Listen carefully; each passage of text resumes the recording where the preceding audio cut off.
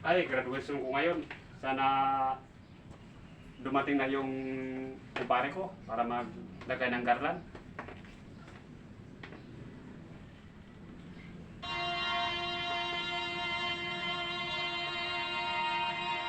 Sa wakas, nakagraduate din ako.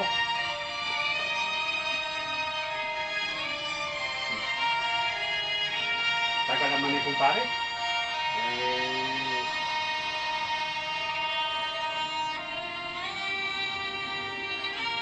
Para malagay yung garland. Malagay na sa akin. Nandito yung garland, nakahanda na.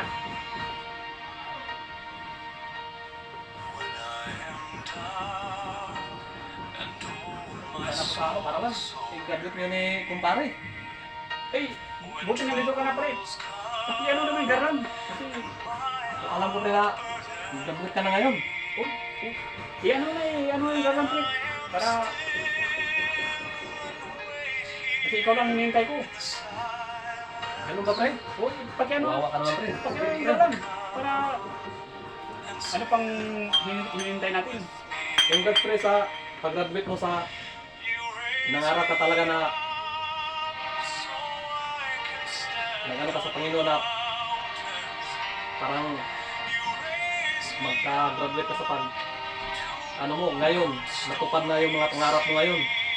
Congrats pre. Eh, maraming salamat pre. Hindi ko makalain na makagraduate ako. Salamat Panginoon. Ito nga akalain pre na makagraduate ka sa ngayon na mga kaedaran mo. Kasi may edad ka na. Salamat Panginoon na tupad ko na ang mga pangarap ko. Ngayon, may ano ka na, may garland. Eh, maraming salamat pre ng marami. Natupad na yung mga pangarap mo pre. Maraming salamat talaga. Hindi na natin akalain na ngayon nakagraduate ka na.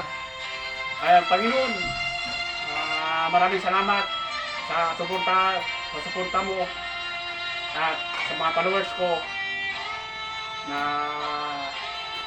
nagsuporta sila. Kaya nga naarating ko yung pag-graduate. Graduate talaga ako ngayon sa inom, hindi ko kalain. Maraming salamat po, Panginoon. At Merry Christmas. Bukas, ano na ng ating Panginoon? Pinapanganakan niya. Pre, hindi ko talaga akalain pre na nakagraduate ka pre. Congrats ulit pre. Maraming salamat pre. Thank you po ng marami, pre. Walang anuman. Sa ngayon, nakagraduate ka na. Magbagong buhay ka na ngayon. Eh, siyempre naman. Ang laki ng pagbabago ko. Babago na talaga ako ngayon. Kasi graduate na ako. Sige pre, pauwi na ako. Maraming salamat pre. Ingat pre, ingat. God bless po and Merry Christmas pre. Sige pre, bye-bye pre. Happy Merry Christmas pre. At sa wakas, Lord, natupad ko na mga pangarap ko na nakagraduate ako. Maraming salamat po Lord. And happy birthday sa araw ng kaarawan mo.